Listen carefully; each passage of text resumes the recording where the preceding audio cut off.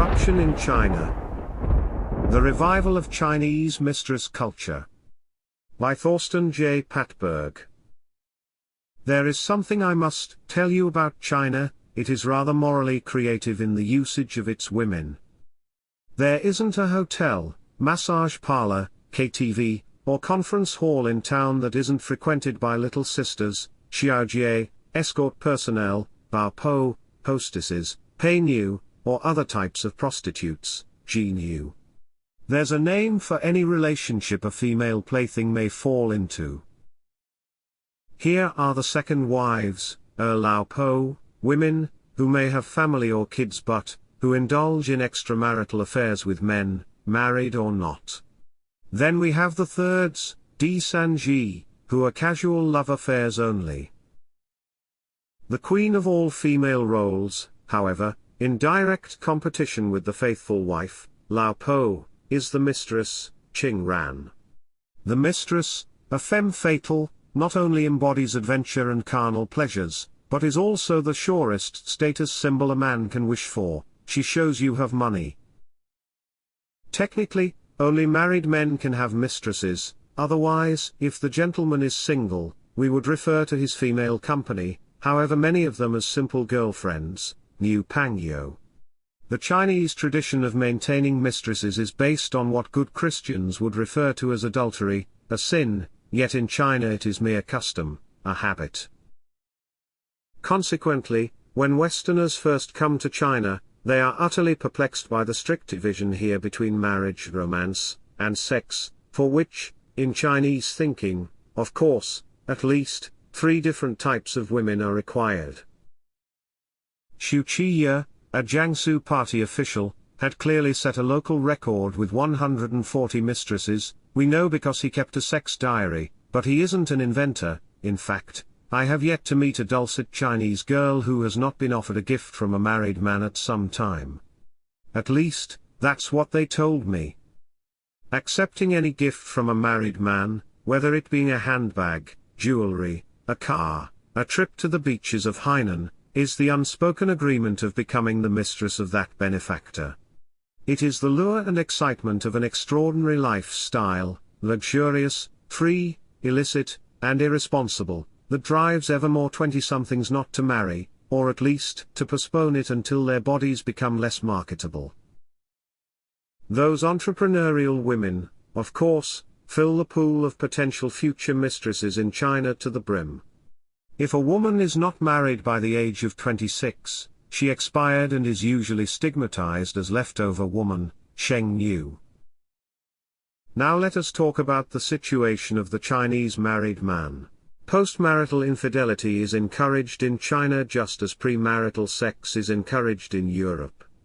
In comparison to the West, only very few wives in China will file for divorce upon discovery of her husband's infidelity. It is rather sad. In China, sex and power are a pair.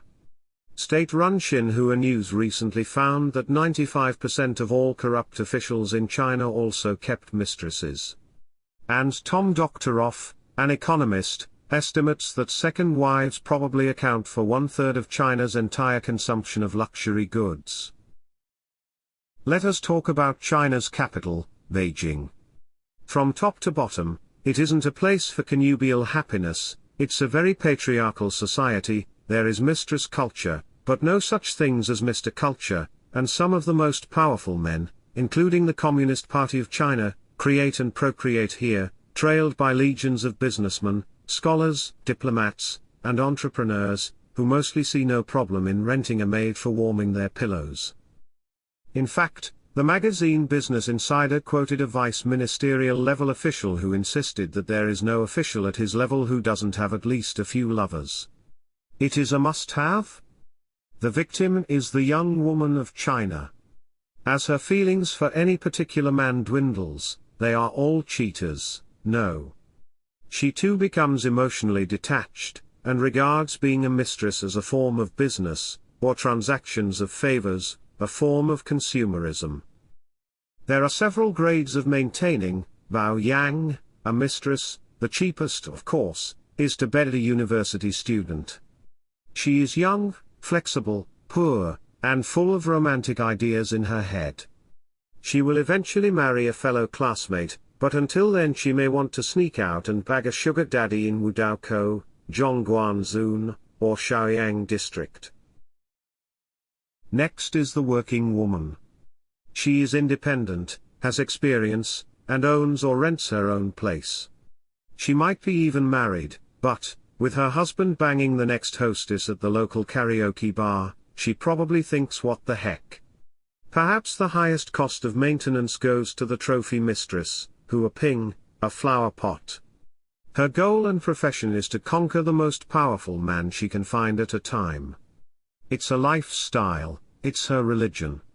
Enormous financial resources, and a good amount of drama, are necessary to snag such high-profile gold digger. It has been observed that many Chinese women opt out of the Chinese tradition of cheating husbands and try to find a foreigner, preferably from a traditional monogamous society like Western Europe. Those foreigners, Lao Wai, may also cheat on their spouse, of course, but for individual reasons, not, as is the case in China, as a social prescription or norm. And so the mistress culture of China lives on, from vulgar to lustrous and glittering, and if the endless supply of young women for successful men does not ebb, and if women don't divorce, the husband and his lovers will happily drive the market for luxury goods, hotel rooms, and publications about mistresses, and, almost as an afterthought, minister to their ethical ruin.